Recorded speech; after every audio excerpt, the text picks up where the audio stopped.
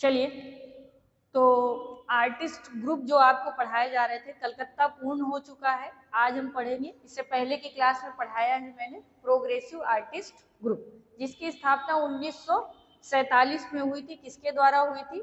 FN सूजा ने इसकी स्थापना की थी, या संस्थापक के रूप में वो जाने जाते हैं। तो अब इनके अंतर्गत जो जो आर्टिस्ट ने काम किया है उनके बारे में एक एक करके पढ़ेंगे। तो आज पढ़ेंगे हम FN सूजा को। तो FN सूजा का जन्म हुआ था 1924 ईस्वी को। कहाँ हुआ था? गोवा में हुआ था। ठीक है, स्थान क्या है? गोवा में था। और ये पैग ग्रुप के, यानी पैग, जिसे पैग कहिए या प्रोग्रेसिव आर्टिस्ट ग्रुप कहिए, शॉर्ट फॉर्म में हम लोग क्या कहते हैं? Peg group. तो ये पैग ग्रुप के संस्थापक के रूप में भी जाने गए। जाने क्या गए? संस्थापक हैं, ऐसा लिखिए। क्या है? संस्थापक हैं पैग ग्रुप के। और इन्होंने जो है 1940 में, यानी इनकी जो शिक्षा थी, शिक्षा 1940 में जो शिक्षा ली थी, इन्होंने कहाँ से ली थी? तो इन्होंने JJ स्कूल ऑफ मुंबई से ली थी। JJ स्कूल ऑफ मुंबई, यहाँ से इन्होंने शिक्षा प्राप्त की कला की। ठीक है, उसके बाद कर्मस्थली, यानी इन्होंने कार्य कहाँ किया? तो कर्मस्थली जो थी इनकी, ये भी क्या थी? मुंबई थी।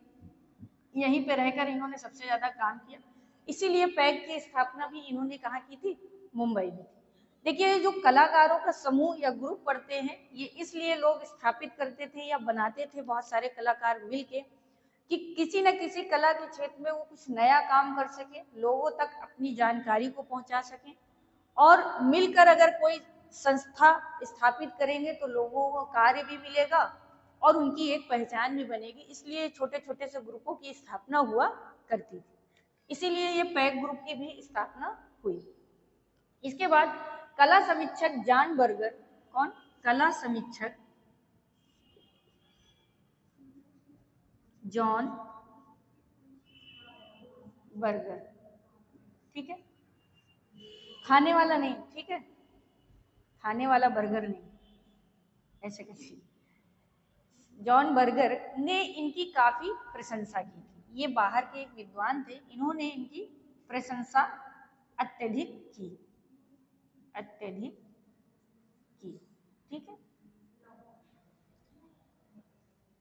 प्रथम प्रदर्शनी इन्होंने कहाँ की? देखिए, छोटी छोटी सी हर कलाकार अपनी प्रदर्शनी करते थे। प्रदर्शनी का मतलब होता है कि लोगों तक अपनी कला को पहुंचाने का प्रयास रहता था। तो इनकी जो पहली प्रदर्शनी थी, यानी प्रथम प्रदर्शनी, प्रथम प्रदर्शनी,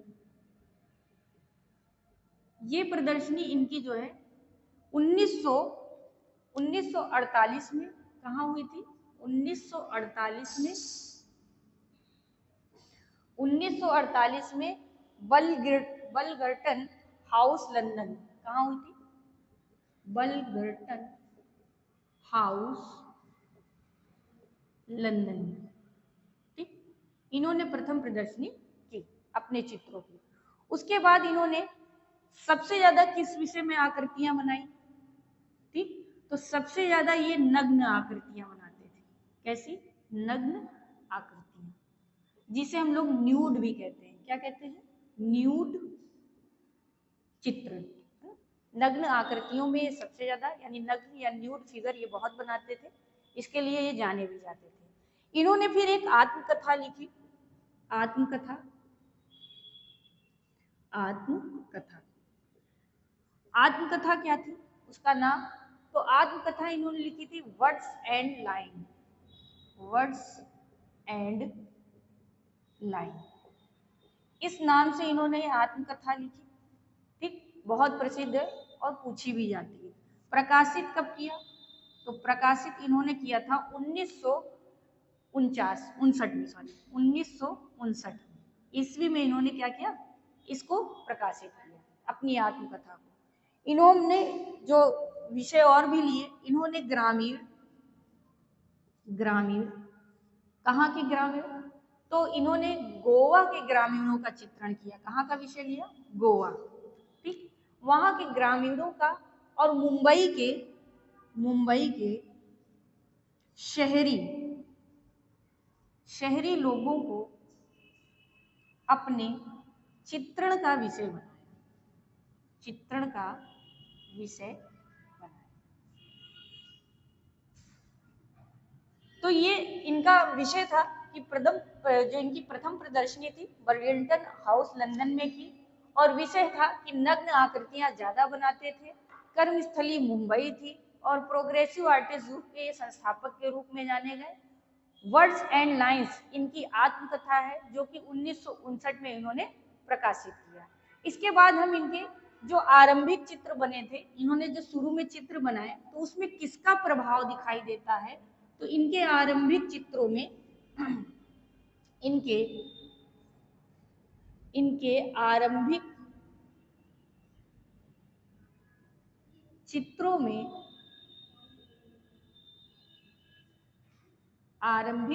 में पश्चिम कलाकार, यानी जो पश्चिमी कलाकार हैं, पश्चिम कलाकार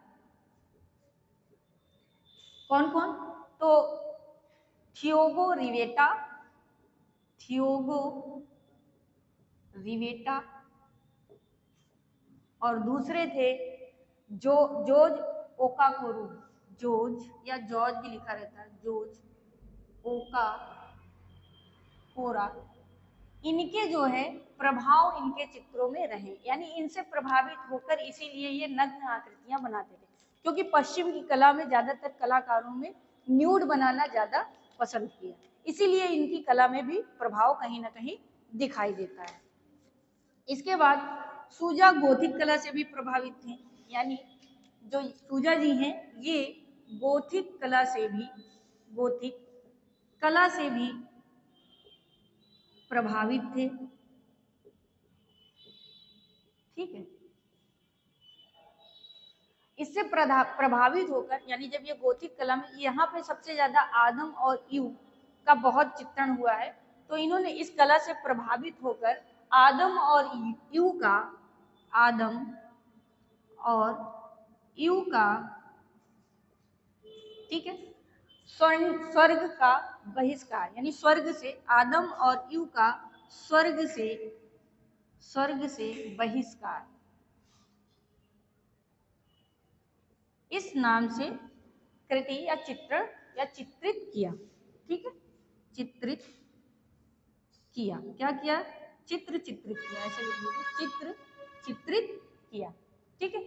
फिर इन्होंने श्रृंखलाएं बनाई, यानी बहुत सी नहीं बनाई है, लेकिन इनकी एक सबसे ज्यादा फेमस श्रृंखला है चित्र श्रृंखला,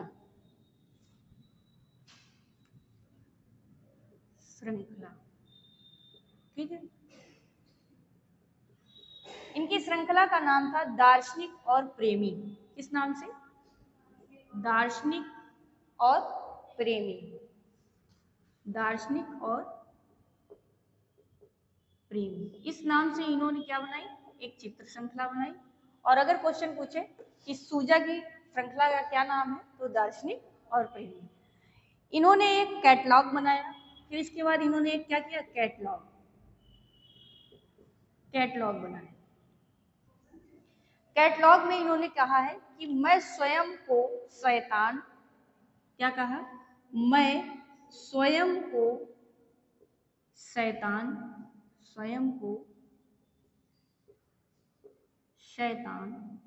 ठीक है, शैतान और दादावादियों को, ठीक है, दादावादियों का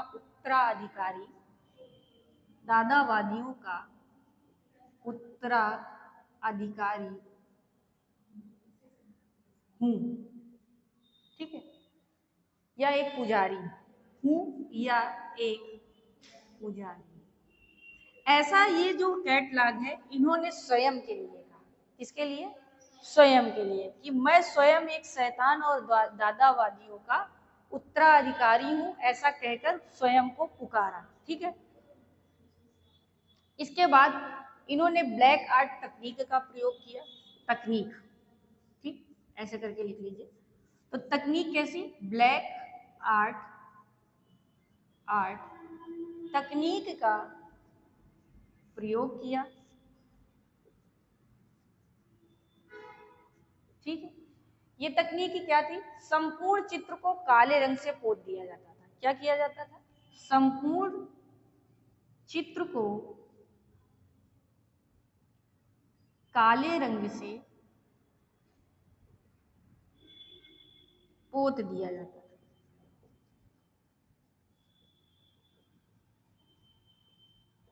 ठीक, पूरा काला कलर लिया, उसके बाद उसको पोत दिया जाता था। फिर कहीं कहीं गाढ़े रंग के उभार दिए जाते थे। फिर कहीं कहीं गाढ़े रंग से उभार दिया जाता था। ठीक है, दिया जाता था और किनारों में चमकते हुए रंगों का प्रयोग किया जाता था।